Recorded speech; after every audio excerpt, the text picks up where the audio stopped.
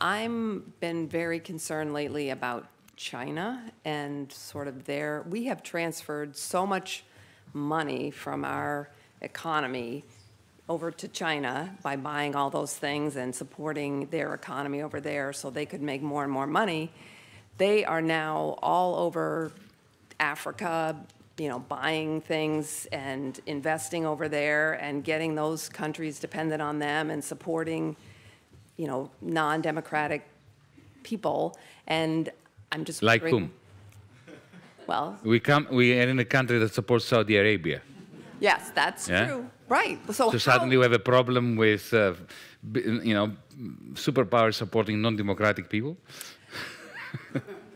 Yes, yes, I do, but I also am just concerned that we've sort of created the economic power that China sort of has now, and they're using it, I fear, going to be using it against us eventually and against the better interests of a lot of people. Allow me to put your mind to rest. Okay, great. You shouldn't worry about that. Okay. It's very simple. And let me explain why you shouldn't worry about that. But please continue. Well,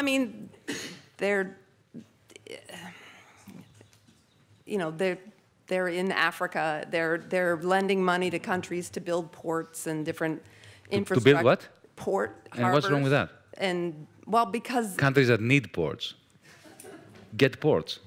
But they're making people dependent on. I know it's the same thing that we've done, which is no, it's horrible not. Around the world. They are far more humanistic than the United States ever was. Really? Okay. Absolutely. Great. So. Let me give you an example. Of course, they are peddling for influence. Yeah. Yeah. But they are non-interventionist. Absolutely non-interventionist in a way that Europeans, the West, has never managed to fathom. But I have a feeling they have a longer-term thought process that is more interventionist. All right. But anyway, let's judge what we see. Let's judge what. Okay. Well, let's start at the beginning. The Chinese never asked Apple to go to Shenzhen and produce all the iPhones. It was Steve Jobs that decided that. Yeah? Mm-hmm. It was not China that went to Washington, D.C. and demanded that they buy a third of your national debt. If they hadn't bought it, you would be in serious trouble. Mm-hmm. Okay. Number three. I did allude to this in my talk. If in 2008 China had not cranked up their credit bubble, you would be in a new Great Depression now. Mm-hmm. So, China, the United States, and the European Union are absolutely synergistic, and they need one another in a way that if we fail to acknowledge and to nurture, billions of people, including the majority of the people in this country, are going to suffer. Now, I am not going to stand here and defend China and the Chinese Communist Party. I already made some negative remarks about the Chinese Communist Party in referring to, their attitudes as being compatible with those of Wolfgang Schäuble. My concern about China is the authoritarian manner in which the Chinese regime is treating the Chinese people. As a Democrat, I have a problem with this. Mind you, I have to tell you that, from my understanding of China, it's a very interesting social experiment, in the sense that at the local level, or the regional level, you now have a boisterous democracy. At the local and regional level. Even with popular success stories in overthrowing local authorities, local bureaucrats who have been corrupt, who have been this, who have been that, who have been the other. When it comes to the influence of China outside its borders, I have to say, firstly, it's quite remarkable that they don't seem to have any military ambitions. Secondly, Africa. I'll give you an example, a specific example. Ethiopia. 2004, because I happened to be there, and I have some first-hand first-hand experience of it. They went into Ethiopia. I'll tell you why they went into Ethiopia, because they suspected there was oil. Because China is a major industrial power, but it lacks primary resources.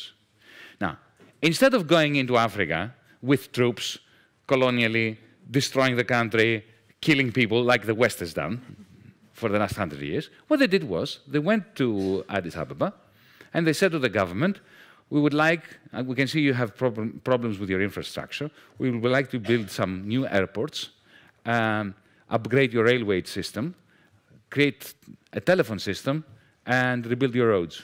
And we'll do this all for free. No strings attached. We don't want anything from you. And they did. Why did they do it? Because it's soft power.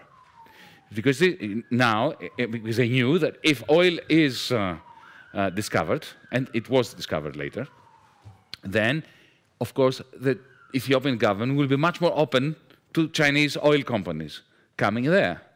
They have never combined their investment with imperialistic view. When I was Minister of Finance, I had a very interesting experience with COSCO, one of the Chinese national companies that in the end bought the port of Piraeus.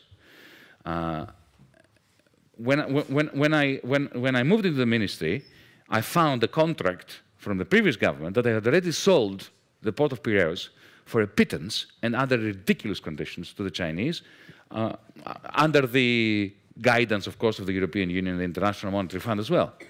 And in other words, as a minister, I was bound to a particular deal that was terrible for Greece. And I went to the Chinese and discussed it with them. And I was really astonished. I said to them, look, you're paying too little, you're not committing to a sufficient level of investment, and you are treating our workers as fodder. You are effectively subcontracting labor to horrible companies that exploit the workers, and I can't deal with this.